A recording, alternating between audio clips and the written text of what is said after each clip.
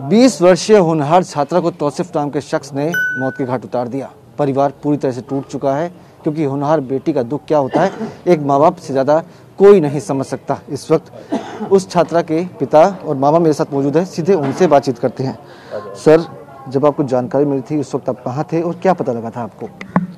मैं उस समय कंपनी में था और एक लड़की का फ़ोन आया मेरे पास कि अंकल आप जल्दी आ जाओ, निकिता को गोली मार दिया।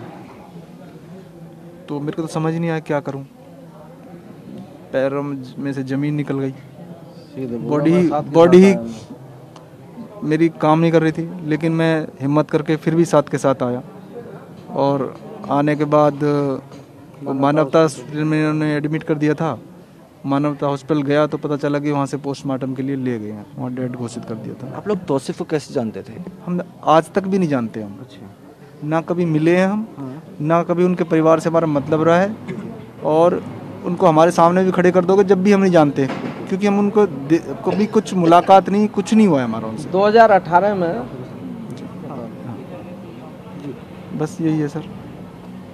साल 2018 में आपने एक केस दर्ज करवाया था तौसीफ के खिलाफ। ऐसी क्या मजबूरी रही जो वो केस वापस लेना पड़ गया? किस तरह का दबाव था आप पे? कोई दबाव बनाया गया था? क्या मजबूरी रही थी? सर 2018 में ये लड़की से 1 साल आगे पढ़ता था। हमारी लड़की ये पास आउट होकर निकला था 12वीं में। हमारी लड़की ने एग्ज़ाम दिया था उस टाइम। तो उस टाइम इसने बदतमीजी की थी और हमने तुरंत, पुलिस ने उसको रिकवर किया घंटे भर के अंदर ही, 2 घंटे में ही, और हमने तुरंत केस भी दर्ज करवा दिया। लेकिन फिर उसके पॉलिटिकल रसूख के चलते वो लोग आने लगे, उसके परिवार वाले आए और हमने देखा ये तो करोड़पति भरम है। उनका तो एमएलए एमपी मंत्री थे उस टाइम उसके घर में से, तो उन सब का भी ये दबाव था। तो हमें लगा, मैंने कहा ये तो भूतपूर्व मंत्री भी रह चुके हैं, हिस्ट्री भी इन लोगों की कुछ ठीक नहीं है, तो हम इनका मुकाबला कैसे कर पाएंगे? किस तरह से हमारे पास तो 5,000 रुपये भी खर्च करने के लिए नहीं है, वो करोड़पति भरम थी। तो आज भी अगर ये समाज और मीडिया और आप सब लोग हमारे साथ ना हो तो हम तो आज भी उनका मुकाबला किसी भी तरह नहीं कर सकते। इस वक्त किस तरह का दबाव था? कुछ बोला गया था आपको, धमकाया गया था, कुछ ऐसा था? उस टाइम में ऐसा तो नहीं था, लेकिन उन लोगों ने आए थे, पगड़ी पैरों में रख दी थे, आपके साथ आगे कोई बदतमीज नहीं होगी, इस मामले ख़त्म करो, बच्चों की ज़िंदगी का सवाल है। तो हम लोगों ने भी कहा हम मुकाबला तो इनका कर नहीं सकते हैं, चलो फैसला ही कर लेते हैं। फैसला करके बात खत्म हो गई थी, तो हम भी ठीक थे। बच्ची को हमने अपना एडमिशन करवा दिया था आगे 12वीं क्लास के लिए, BA BCom ऑनर्स के लिए। पता चला तौसीफ के बारे में क्या है उसके परिवार वाले? उसके चाचा MLA हैं और पहले मंत्री भी रह चुके हैं, उसके बाबा भी मंत्री रहे हैं हरियाणा में, उसके परदादा भी मंत्री रहे हैं। तो एक पॉलिटिकल बैकग्राउंड बहुत ज़बरदस्त है उन लोगों का।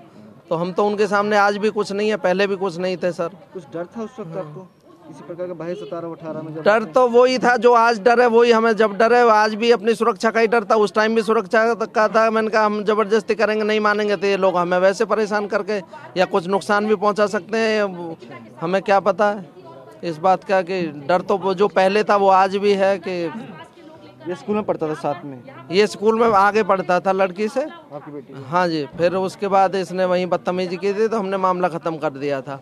अब उसके बाद अचानक अब इसने फ़ोन किया, बोला शादी करनी है मुस्लिम बन। तो ये माने नहीं, लड़की मना कर दिया इसने। तो इसने उस दिन एग्ज़ाम दे के जब आ रही है तो बाहर आके बोला कि शादी कर रही है और मेरे साथ चल रही है, नहीं चल रही है। वो नहीं मानी तो गन पॉइंट पे ले लिया उसे, अपहरण की कोशिश की, जब नाकाम हुआ तो गोली मार के भाग गया है। धर्म परिवर्तन की क्या बात है? मतलब कब ये बोला उसने कि धर्म? वो तो बोलता ही रहता था। उसको पहले भी उसने जब 12वीं में हरकत की थी तब भी कह रहा था मुस्लिम मन निकाह करना है मुझे तेरे से। डर क्या सता रहा है? साल 2018 में क्या डर सता रहा था और आज क्या डर सता रहा है? सुरक्षा का ही डर था जी। सुरक्षा का ही डर था। आज जो डर है वही है। आज आप लोग साथ हो तो इसलिए थोड़ा डर कम है। आज भी सदमे में है, डर सता रहा है। इनका कहना है कि डर लग रहा है किसी अनहोनी का। तो साफ है कि कहीं ना कहीं परिवार जो है वो काफ़ी सख्ते में है। कैमरा पर्सन कपिल के साथ विवेक शर्मा, TV9 भारतवर्ष, फरीदाबाद। अड़ी सोमवार से शुक्रवार शाम 6 बजे सिर्फ TV9 भारतवर्ष पर।